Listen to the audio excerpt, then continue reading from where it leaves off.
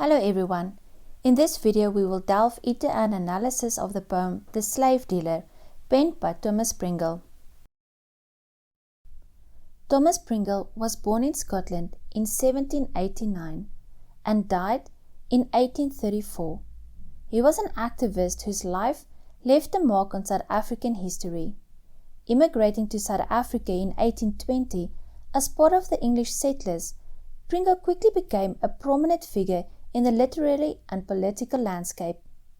He fearlessly clashed with British authorities in Cape Town, championing press freedom and speaking out against the horrors of slavery he witnessed there. During his time in Cape Town, Pringle published newspapers and magazines that expressed his reformist views, which led to his suppression. He returned to London in 1826. Joining the Anti-Slavery Society, he contributed significantly to the eventual eradication of slavery in British dominions and worldwide.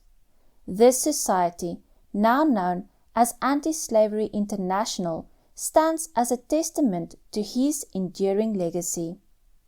Pringle's commitment to activism was woven into his poetry, which served as a powerful weapon against slavery and various forms of discrimination faced by the native black population in South Africa. His poem, The Slave Dealer, addresses the transatlantic slave trade, highlighting the forced displacement of black individuals from their homelands to serve as slaves in the United States and the United Kingdom. His work shed light on the broader impact of the transatlantic slave trade, which extended beyond South Africa to countries like Ghana, Nigeria, and Angola. The legacy of the slave trade continued to influence South Africa's history until the mid-20th century, underscoring the complexities of the colonial encounter. Thomas Pringle's legacy endures as a beacon of resistance, using his poetic voice and tireless activism to challenge oppression and promote equality. His contributions continued to inspire efforts against social injustice worldwide. This poem effectively conveys Pringle's stand on slavery. Let's proceed to read the poem. The Slave Dealer. From ocean's wave a wanderer came, with visage tanned and dun. His mother, when he told his name, scarce knew her long-lost son. So altered was his face and frame by the ill course he had run. There was hot fever in his blood, and dark thoughts in his brain. And oh, to turn his heart to good, that mother strove in vain. For fierce and fearful was his mood, racked by remorse and pain. And if, at times, a gleam more mild would over his features stray, when knelt the widow near her child, and he tried with her to pray, it lost it not, for visions wild still scared good thoughts away. There's blood upon my hands, he said, which water cannot wash. It was not shed where warriors bled, it dropped from the gory lash, as I whirled it over and over my head, and with each stroke left a gash. With every stroke I left a gash, while negro blood sprang high, and now all ocean cannot wash my soul from murder's dye. Nor even thy prayer, dear mother, quash that woman's wild death cry. Her cry is ever in my ear, and it will not let me pray. Her look I see, her voice I hear, and when in death she lay, and said, with me thou must appear on God's great judgment day. Now Christ, from frenzy keep my son, the woeful widow cried. Such murder foul thou never hast done, some fiend thy soul belied. Nay, mother, the avenging one was witnessed when she died. The writhing wrench with furious heel, I crushed no mortal nigh, but that same hour her dread appeal was registered on high. And now, with God I have to deal, and dare not meet his eye. In short, this poem is a ballad which retells a story of a son who returns home to his mother after being away for a long time doing slave trade. The slave dealer talks about a person who used to sell slaves. These were people taken away from their families and sent to different places to be sold. The poem tells us about this person's feelings and thoughts. The speaker in the poem goes back to see his mother after working as a slave dealer for a while. The speaker feels very sad and guilty about what he has done. Even though his mother tries to make him feel better, he can't forget the bad things he did. The speaker imagines his hands are always covered in blood, which shows how guilty he feels. He cannot stop thinking about a time when he hurt a slave woman so badly that she died. The speaker keeps hearing her voice in his head, reminding him that they will both face judgment from God. The speaker thinks that God will find him guilty for what he has done, and he believes that even praying for forgiveness won't help. The poem shows how the speaker feels sorry for his actions and fears facing the consequences, especially in the eyes of a higher power. Here is a list of words that you should understand the meaning of. There could be additional words that you're not familiar with. Make sure to include those in your list as well. It's important to grasp the meanings of all the words and phrases utilized in this poem. Let's look at the type and structure of the poem. This poem is a ballad. A ballad is a form of narrative poetry that often tells a story in a simple and rhythmic manner. Ballads have a musical quality and are traditionally passed down through generations by word of mouth. They usually focus on themes of love, tragedy, heroism, and adventure. This poem could be considered to be a ballad as it tells a story, a very dramatic and emotionally charged story. The poem has 8 stanzas of 6 lines each. Each stanza has its own rhyme scheme. Each stanza begins with 6 lines arranged in the following rhyming pattern: A, B, A, B, A, B, C, D, C, D, C, D, E, F, E, F, E, F. The poem is written in iambic pentameter. The layout of the poem and rhyme form an important part of what the slave dealer goes through emotionally. The poem is related from the third person's point of view. The title of this poem has both a literal and figurative interpretation. Firstly, we will have a look at the literal interpretation of the title. The title, The Slave Dealer, tells us right away what the poem is about. It's like a sneak peek that shows us the topic of the poem is slavery and how people were bought and sold as slaves. The title helps us know what to expect in the poem. What then would the figurative interpretation of the title be? When we think deeper about the title, The Slave Dealer, it represents someone who was really involved in the wicked system of slavery. This person was responsible for selling African people to the Western world, causing a lot of pain. In the poem, this title shows us how this slave dealer feels guilty and worried about what he did. He knows he did something very wrong, and he feels like he will be punished for it. To sum it up, the title The Slave Dealer directly talks about slavery and its terrible effects, but it also symbolizes the person who did these immoral things and how he regrets his actions and fear punishment. The overall tone used in the poem is remorseful or regretful. The speaker uses this tone because he regrets all the bad deeds he has done and feels that not even God will forgive him on Judgment Day. The tone changes in the poem from despondent or hopelessness in stanza 1 to anger in stanza 2, pleading in stanza 7, and finally guilt-stricken or despair in stanza 8. The mood is somber, sad, and gloomy.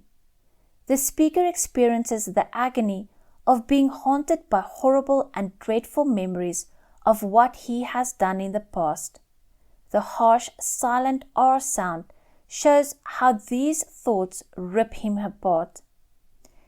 In short, the mood is rather sad, depressing, or gloomy, while the tone is mainly despondent, hopeless, and pleading. The themes of the poem. Remember, a theme in poetry is like the main idea or the big message that the poem is trying to share.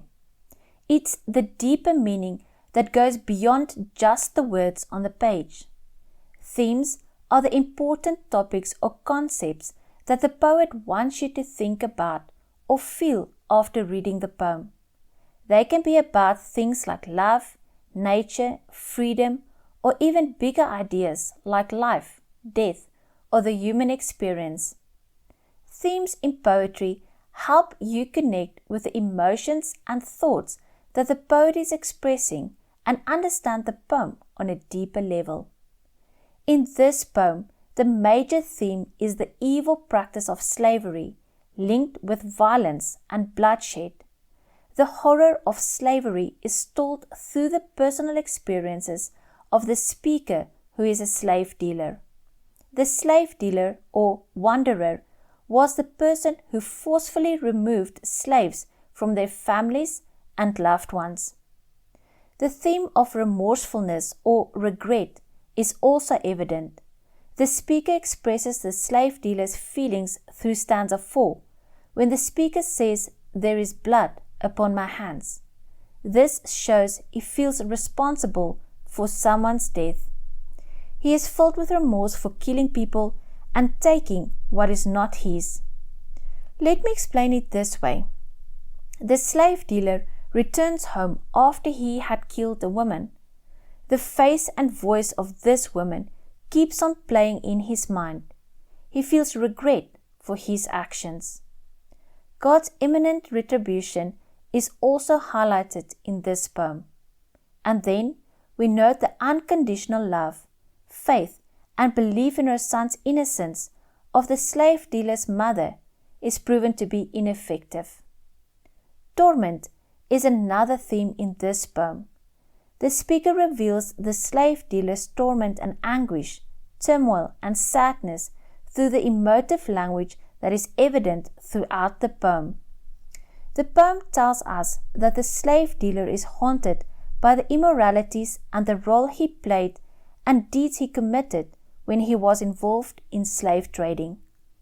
The poet uses very strong, emotive language in this poem to indicate the strong feelings of torment. In the poem, the speaker says, "Racked by remorse and pain," which indicates to the reader that he is permanently and forever haunted by his emotions. In the upcoming exam, you should be prepared for a question about the themes of the poem. This question might ask you about the main ideas or messages in the poem, like one of the themes in the poem is remorsefulness. Discuss this theme. Or one of the themes in this poem is torment. Discuss this theme.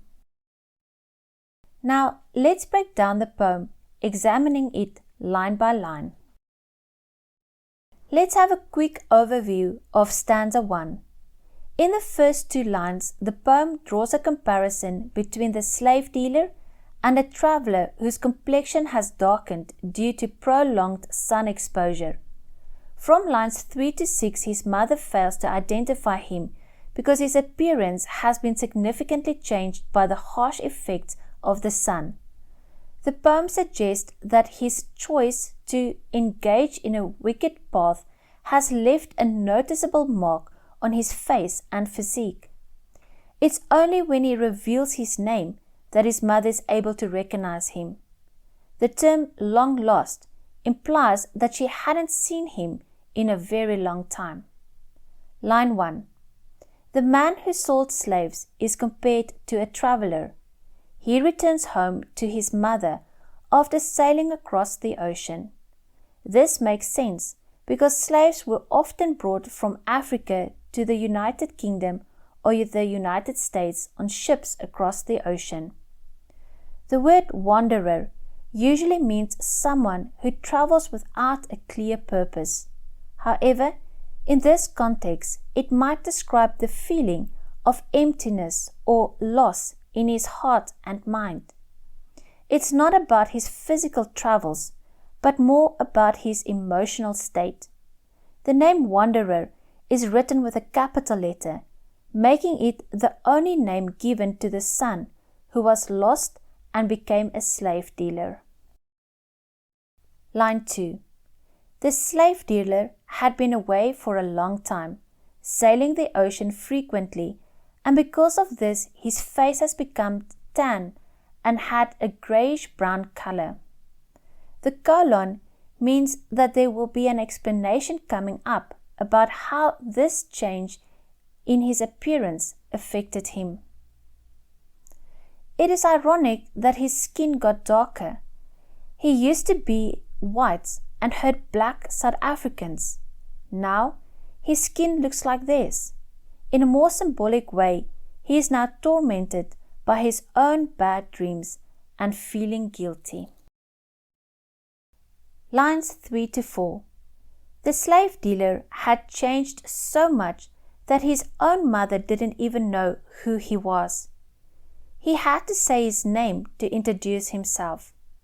He had probably been gone for a very long time, and not only did he look different, but his character had also changed a lot. The sun and his bad experiences had affected him deeply. When the poem mentions the long-lost son, it's like the story in the Bible about the prodigal son who comes back home looking for love and belonging with his father.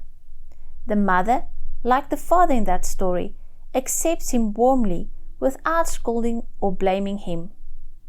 The use of the semicolon means there will be a detailed explanation about why his mother couldn't recognize him. Just like wanderer, in the first line, mother starts with a capital letter because it's like a title or a name. No specific name is given to her. She represents all the mothers who didn't approve of their sons being involved in the slave trade. All they could do was wait, hoping that their sons would eventually realize how cruel and wrong it was and stop being part of it. Lines 5 to 6. When the poem mentions frame, it's talking about his whole body, not just his face.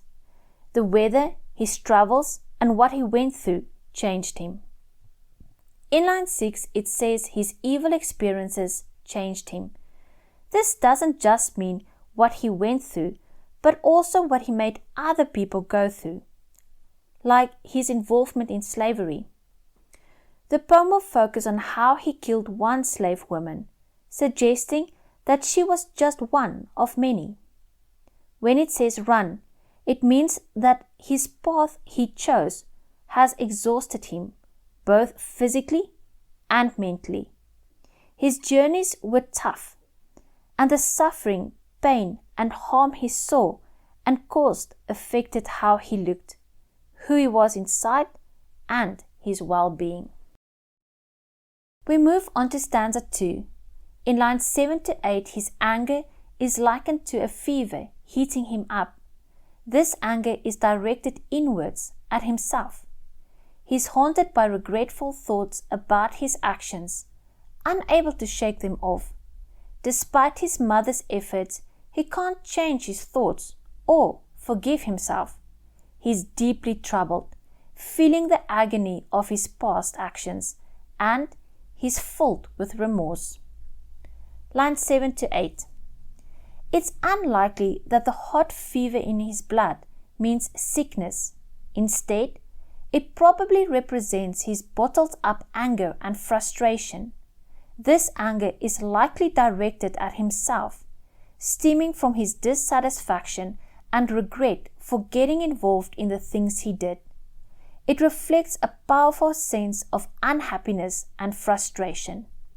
Metaphorically, the poem compares the slave dealer to someone with a high fever to emphasize his aggressive and fierce temperament. When it says in his blood, it means this intense anger has been a fundamental part of him, influencing his mood, heart, and soul. Additionally, his mind was clouded by dark thoughts. There were troubling memories or images that he couldn't shake, dominating his thoughts. His mind is filled with these dark thoughts as he reflects on his actions. There's no relief for him. He's overwhelmed both mentally and physically. The previous part of the poem focused more on his physical appearance, but this part zeroes in on his mental and emotional state, mentioning his thoughts, brain, heart, and mood. Lines 9 to 10. His mother, referred to as that mother, tried to make him feel better and forgive himself, but it didn't work. He thought his actions were so bad that even God couldn't forgive him. This made him feel deeply troubled and in a darker state of mind.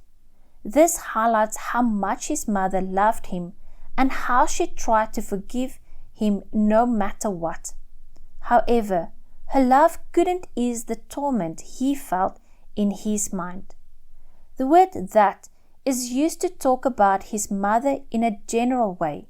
She represents all the other mothers who went through similar situations. Lines 11 to 12. The word for explains why she couldn't help him. The alliteration with F in fierce and fearful shows how strong his emotions are. He is filled with wild anger and fear, feeling anguished and guilty. This is reinforced by the R alliteration in racked and remorse. The alliteration connects racked and remorse to stress what caused him such immense emotional and mental pain. It's the feeling of remorse, which means deep regret or guilt for doing something wrong. The slave dealer has created his own rack of guilt, and now he must endure the continuous torture of his own making, tormenting his soul. Racked is a word that effectively highlights the slave dealer's intense pain and suffering. A rack is a rectangular wooden torture device where a person's ankles are fastened to one roller and the wrists are chained to the other. The strain on the shoulders, hips, knees, and elbows cause intense pain, often dislocating these body parts and causing the audible snapping of ligaments or bones. Stanza 3, lines 13 to 18. In this stanza, we see that sometimes, for a short while, the slave dealer feels a spark of hope, but it doesn't stick around for too long. This happens when his mother prays with him. However, the negative memories and thoughts of his wrongdoings quickly push away the positive ones as seen in lines 17 to 18. Lines 13 to 14. The words with the M sound make things sound calmer and more comfortable. At times means on rare occasions, now and then. In those moments, the slave dealer's mother would notice a brief, more hopeful look on her son's face. Maybe, just for a quick moment, he'd feel better and more positive. He's at home where he feels safe and accepted. During those moments, he believes he can make progress and that nothing bad will happen, and he won't hurt anyone again. Lines 15 to 16. The widow is his mother, and it indicates that she's lost her husband as well. Her child is the only family she has left. Using the word child emphasizes that the slave dealer is innocent and relies on his mother.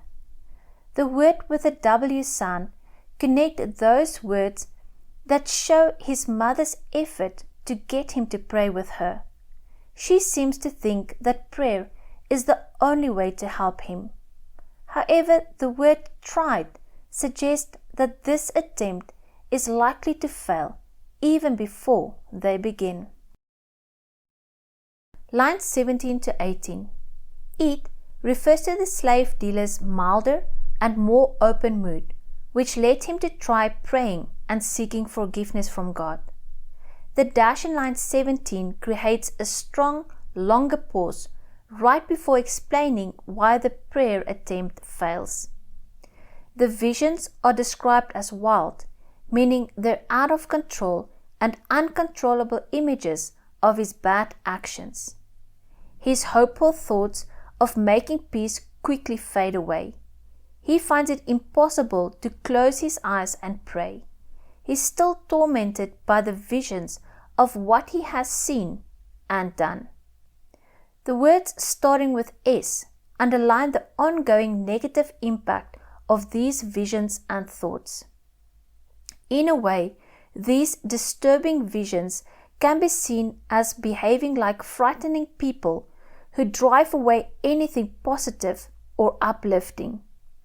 You can also think of them as wild, savage animals that can't be tamed and harm people.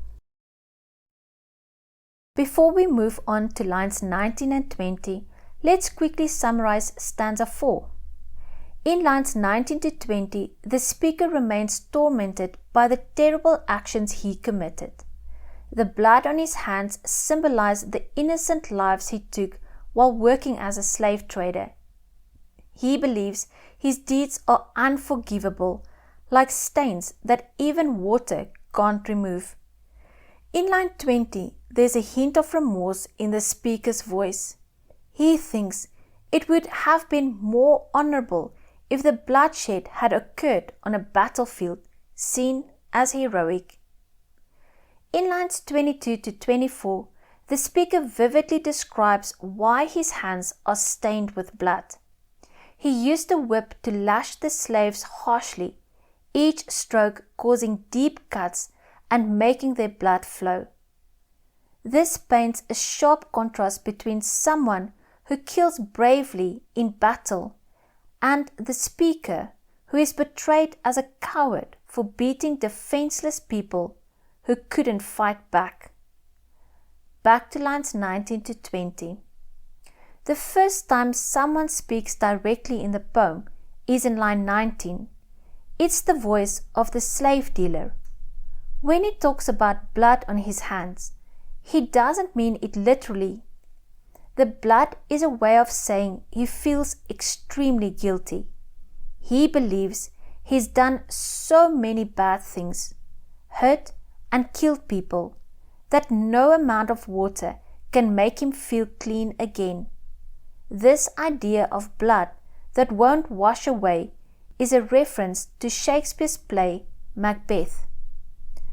The use of the exclamation mark shows how shocked and disappointed he feels. The words starting with W and the long sentence emphasize how long he's been trying unsuccessfully to clean his hands. It shows how praying and asking for forgiveness can't take away the guilt. What he really needs is to cleanse his soul, and water can't do that. Lines 21 to 22. These lines show that there's no good reason for the bloodshed. He didn't fight bravely or heroically to protect his country like warriors do, and there's honor in that kind of bloodshed. The blood he spilled was from innocent people, which is an unforgivable act. gory lash refers to the whipping he did on the slaves under his control, causing a lot of bloodshed. Gory means covered in blood, so it highlights the excessive violence. It creates an image of people getting hurt or dying in a terrible and inhumane way. Lines 23 to 24. The use of I and my makes it clear that he was personally involved in the women's torture and punishment. The repetition of over and over emphasizes how he repeatedly beat the woman, not stopping until she died. It wasn't a one-time thing. He hit and killed many others too.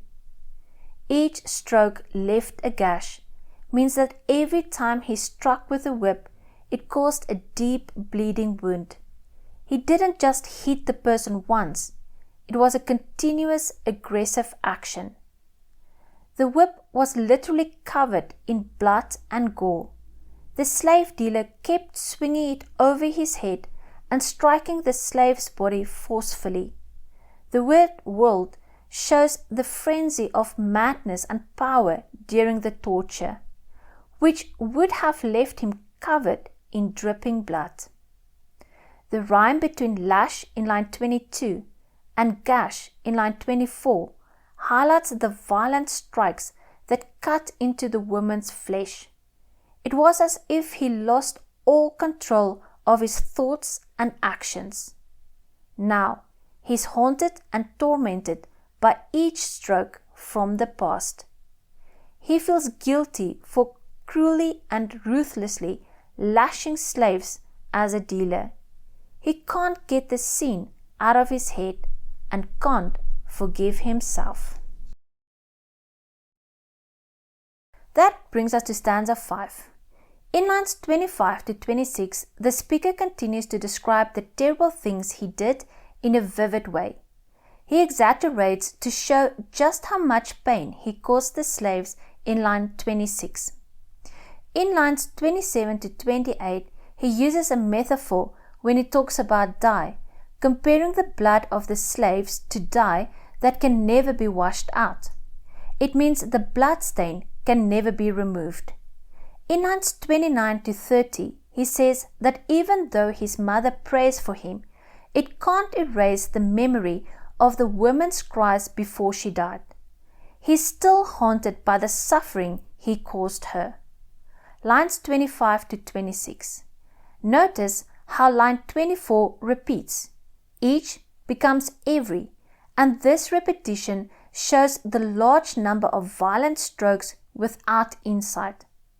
It was a relentless beating of a helpless person causing serious physical harm. The word Negro refers to the black slaves who were taken from their native countries in Africa to Europe and America. While it was once a commonly used descriptor, today the term Negro is largely considered outdated and even offensive by many. When the blood of the Negro woman gushed from her body, it seemed to have a life of its own, springing high. The slave dealer is already covered in blood from his whip as he swings it over his head. Now he becomes completely soaked in the blood that gushes and spurts from the woman's wound.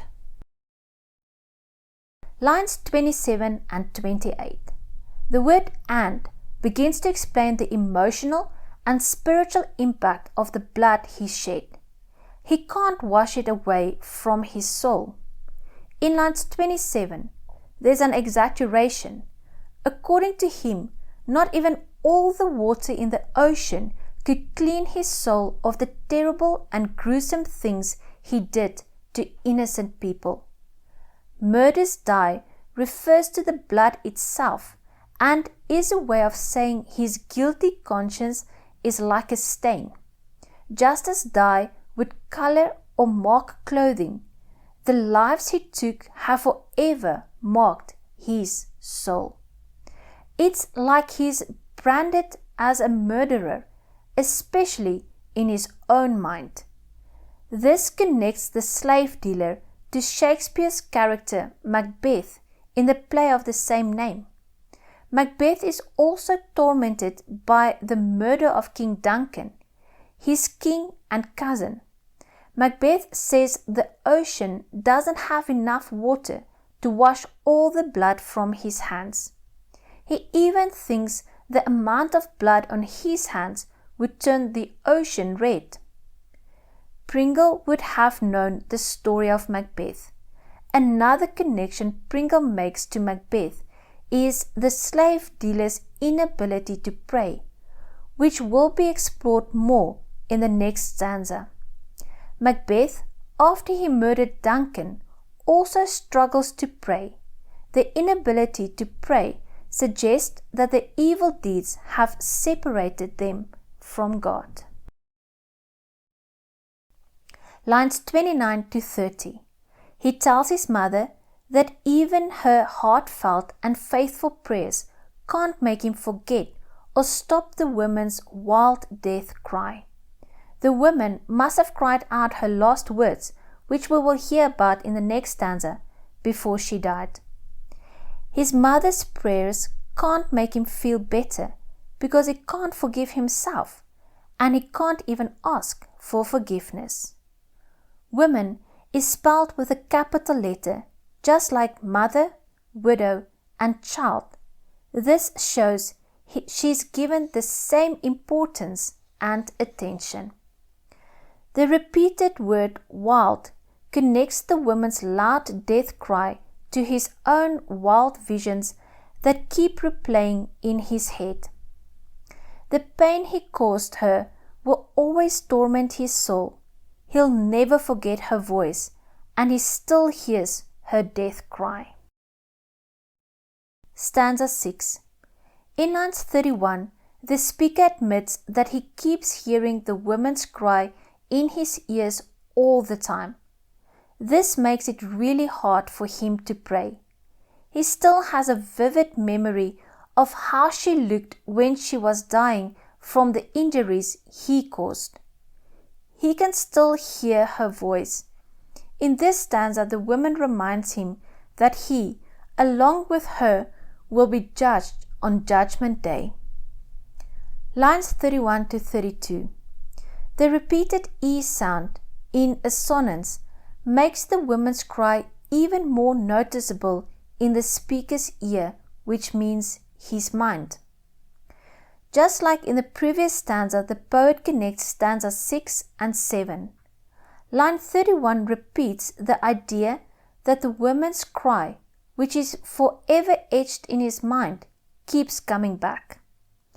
When he says her cry is ever in my ear, it means he keeps hearing the cry over and over in his mind, like something stuck in his ear that he can't remove.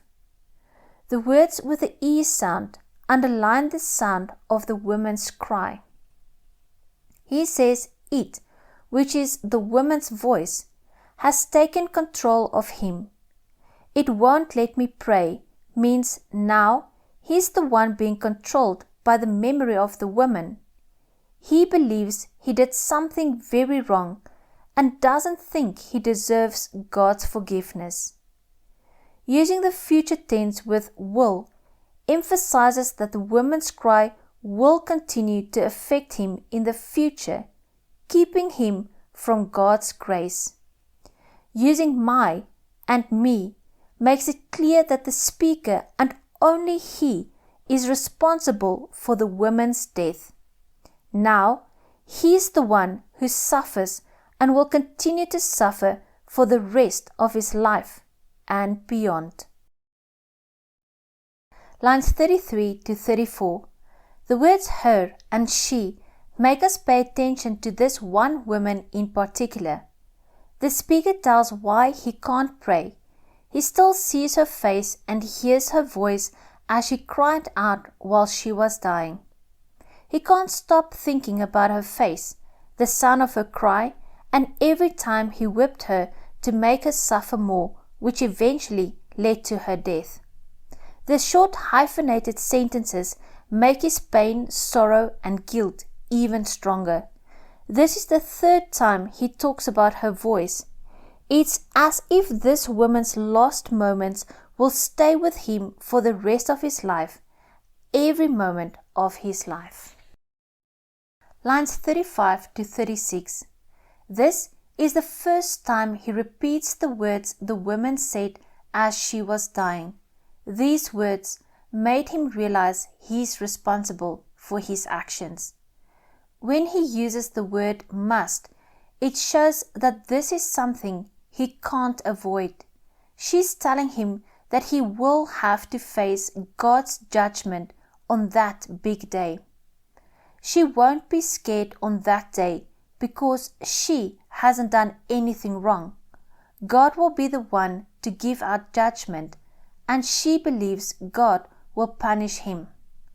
The exclamation mark at the end of the stanza shows a tone of victory and certainty. Stanza 7. In this stanza, the mother prays and believes her son is under the influence of an evil spirit. The son disagrees and says it's not the case.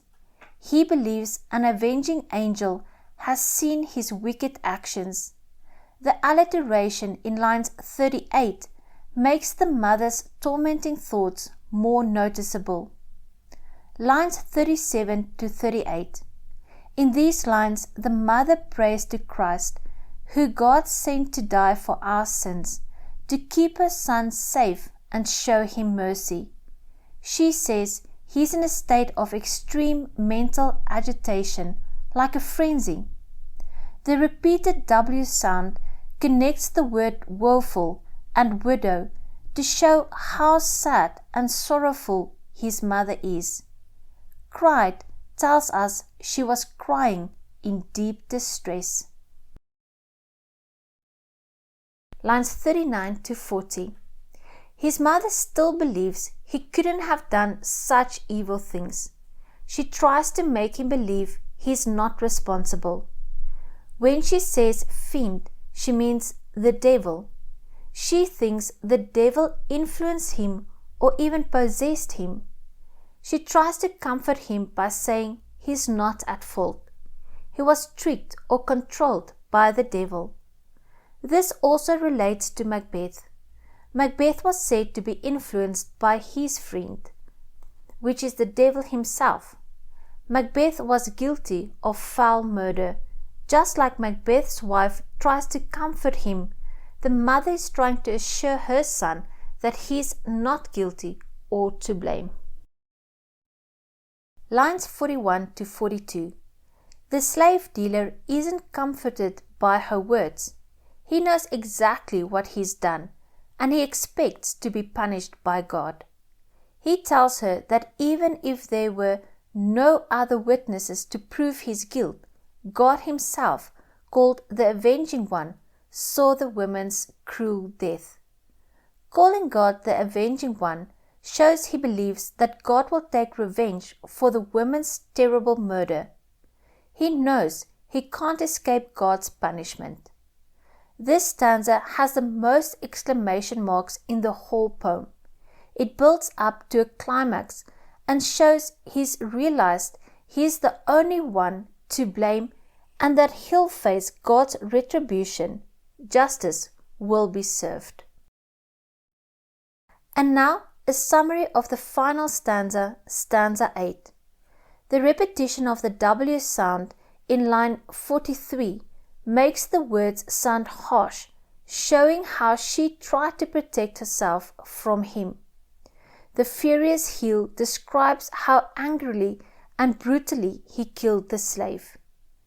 In lines 45 to 46, the woman's desperate cries for help go unheard by the speaker, but God listens when she cries out. In lines 47 to 48, the speaker admits he has to confront his destiny with God, and he's afraid. Lines 43 to 44. The son explains to his mother in very detailed and violent terms exactly what he did. The repeated W sound makes you imagine the woman twisting and turning in pain while he was hitting her. He describes her as a wretch, meaning she was a helpless and unlucky person. He admits that he was the one who crushed her and caused her death, emphasizing how brutally and cruelly he acted. The word mortal refers to any other human being. He says there was no other person around when he killed her. He, and only he, is responsible for her violent death. Lines 45 to 46. When she died, at that very moment, God heard her cry. Even if there was no one there to blame him for what he did, God saw it all. God will be the judge and punisher. Dread means a strong fear, and appeal means asking for help or justice. Her fearful cry for help was heard and noted by God. Lines 47 to 48. In line 47, the phrase "and now" tells us that he believes that after doing what he did, he'll have to face God. The slave dealer knows he committed a grave sin by killing this woman, but she wasn't the only victim. He's killed many others, and he knows that one day, on Judgment Day, he'll have to admit and take responsibility for his actions. He's scared of that day and doesn't want to face God's judgment, but he knows he can't avoid it. He'll have to deal with the consequences of what he's done. The speaker has realized the serious result of his actions. The woman's dying words, "With me thou must appear," on God's great judgment day, keep echoing in his mind. He understands that what he's done can't be undone. Before we finish our detailed examination of the poem, I'd like to remind you of the importance of developing your own perspective on the themes presented in the poem. This will be valuable when responding to the open-ended questions on your exam, such as, "The slave dealer deserves forgiveness. Discuss your view." In conclusion, the slave dealer reminds us of the enduring power of literature to shed light on dark moments in history. As we reflect on the themes of guilt, remorse, and accountability, we're reminded that these issues still resonate today. Thank you for joining me in this exploration. I'll leave you with this quote from Harriet Tubman. Until next time, happy reading.